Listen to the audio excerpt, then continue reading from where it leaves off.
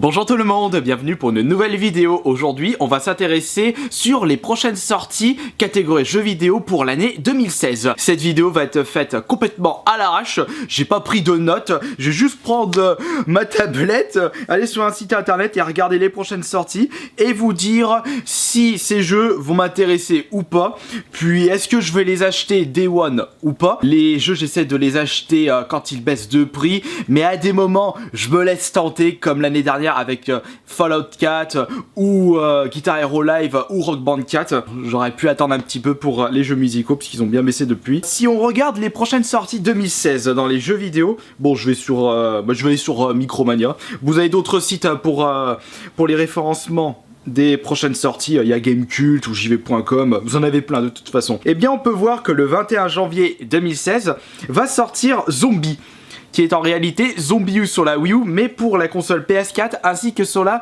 Xbox One. Je sais pas pourquoi je monte l'iBid, plutôt une petite image du jeu ce serait top. Pour ceux qui n'auraient pas compris la blague, je dis iBid pour iPad.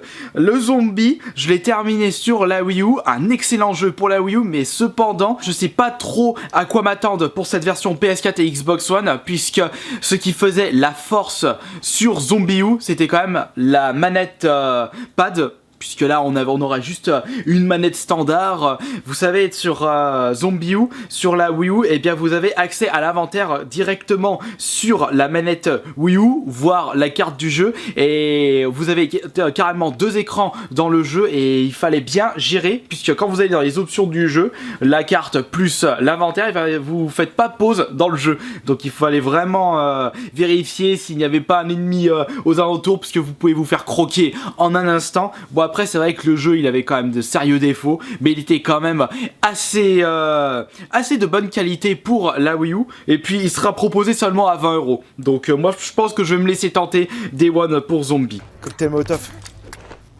Rien du tout. Ah, le survivant. Il y a même un autre zombie, copine.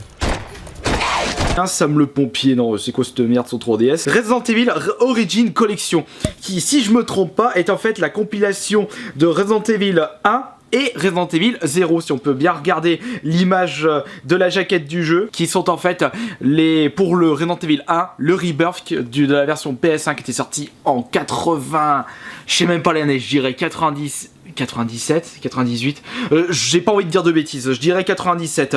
Et en réalité Resident Evil 0 était un jeu qui était sorti à la base sur la GameCube, puis ressorti en version archive pour la Wii.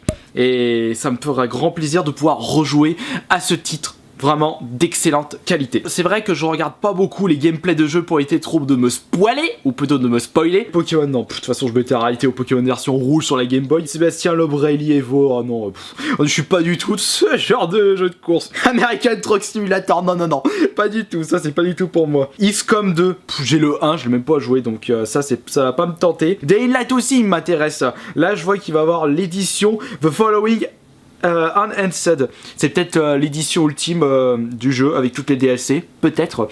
Ensuite, ah bah voilà, un jeu qui risque fort de m'intéresser, peut-être Day One. Il sera proposé à 30 €. Il va sortir le 12 février 2016. C'est Mighty Number 9, qui est en fait la suite spirituelle de Megaman, puisque d'après Payou, d'après si j'ai bien écouté ses propos, ce Megaman a été, enfin ce Mighty Number 9 a été créé par l'un des créateurs de Megaman à l'époque. Et c'est vrai que ça me tente beaucoup un peu ce côté rétro gaming. Ah ça c'est un jeu que Payou également attend beaucoup, projet X-Zone 2. Il m'a montré le gameplay du jeu, j'ai trouvé ça un petit peu brouillon parce que j'ai pas trop bien compris le principe, le concept, mais il m'a expliqué que c'est beaucoup de fanservice. Je voyais les personnages de Devil May Cry, le personnage, j'ai vu carrément Axel de Street of Rage dans le jeu, et j'ai dit putain mais c'est du fanservice. Il m'a dit mélange de Sega, Capcom, un autre éditeur, développeur de jeux, mais je me souviens plus exactement. Non, je me souviens plus du troisième ou du quatrième. Là, ensuite, pour les prochaines sorties, le 16 février 2016, on a bien entendu la prochaine sortie de Street Fighter V, le retour de l'excellentissime jeu de combat, pour ne pas dire le meilleur. Oula, je vais créer des débats en ayant dit ça, mais bon, pour moi, Street Fighter, c'est quand même le pilier des jeux de combat. Puis d'ailleurs, j'ai découvert les jeux de combat grâce à Street Fighter. Bon, après Street Fighter 5 Day One, je pense pas. Peut-être si je le trouve pour 20-30 euros en vide-grenier ou en occasion ou en bonne affaire, je me laisserai tenter, mais peut-être pas 50 euros pour celui-ci. Ensuite, Far Cry Primal. Non, il me tente pas tant que ça, faudrait peut-être que je me mette à faire avant Far Cry 4 que je n'ai toujours pas découvert. En plus, j'ai adoré le 3. Quand j'y pense. Ah bah oui, celui-ci, je pense que je vais me laisser tenter. C'est Zelda Toilette Princesse. Oui, je dis toilette au lieu de dire Twilight. HD sur la Wii U. Je ne l'ai toujours pas fait. Et la version GameCube, bah je l'ai acheté exprès. Je l'ai trouvé à 5 euros. Mais au final, quand j'ai vu qu'il va y avoir la version Wii U avec plutôt avec une qualité graphique de meilleure qualité, version HD, bah je pense que je vais plutôt le découvrir avec cette version. Mais par contre, je vais pas l'acheter tout de suite. Ah, ça c'est un jeu qui risque fort de m'intéresser. Dead Island 2, puisque depuis hier, je me suis remis sur Dead Island Riptide. Je l'avais abandonné parce que je l'avais tout de suite fait après le Dead Island sur PS3.